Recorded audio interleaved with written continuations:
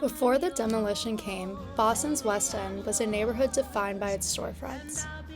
Grocers, tailors, kosher butchers, Italian cafes all crowded onto narrow, lively streets. These were more than shops. They were the heartbeat of a multicultural, working-class community. The streets bustled with vendors and hurdy-gurdy music.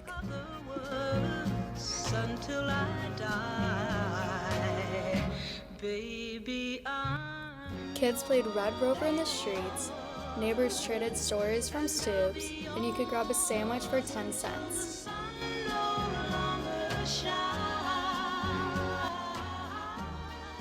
Today, manicured green space and luxury towers cover that footprint. But beneath the calm, there is a lost neighborhood that was dismantled in the name of urban progress.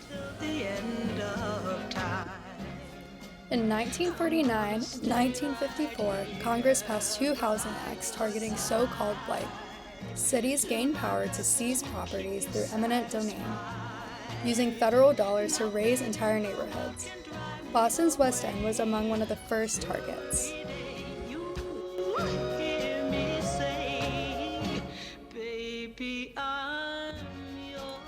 In 1956, the city created the Boston Redevelopment Authority. It quickly declared the West End blighted, ignoring the fact that it housed thousands of residents and hundreds of businesses. Overcrowding, poor lighting, and aging plumbing were cited as justification. But statistics reveal another motive: political and economic gain. Property values were low, and many buildings were rent-controlled.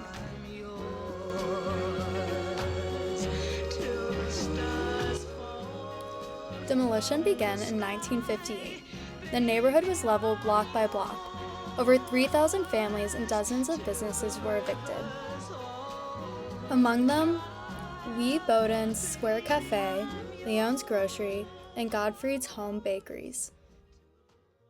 Promises of relocation were made, but rarely honored. These small businesses were woven into the social fabric. They were places to shop, yes, but also to connect, to gossip, and to belong. Memos from this era show merchants pleading with the BRA for their right to stay or relocate. Most were denied. Some businesses were razed without even notice. Others were promised relocation assistance but faced skyrocketing rents, or no suitable space. Many of these businesses were closed permanently. The loss wasn't just economic, it was cultural. It was generational. Children lost the neighborhoods where they sledded in the winter and chased ice trucks in the summer. In 1950, Boston's West End was home to over 12,000 residents. More than 3,300 were foreign-born immigrants who had built lives, storefronts, and community here. By 1960, those numbers had plummeted. Just over 401 foreign-born residents remained. The total population fell by over 80% in just a decade. The foreign-born share in the West End dropped from 26% to 20% by 1960 and fell further to just 13% by 1970. Meanwhile, the city of Boston's immigrant population began to rise again after the 1980s. But the West End redevelopment had erased the foundations of immigrant families that once stood.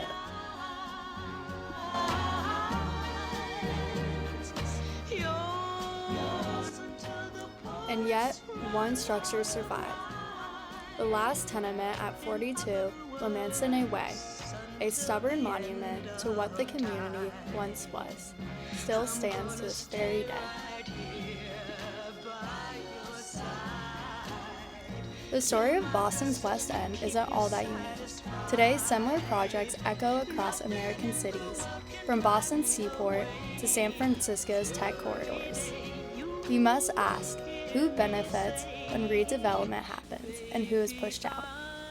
Modern renewals still risk repeating the past. If cities chase tax revenue and luxury at all costs, they risk erasing what makes them human: connection, culture, and community.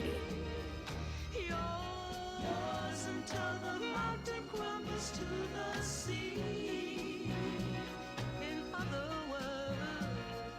till eternity. Baby,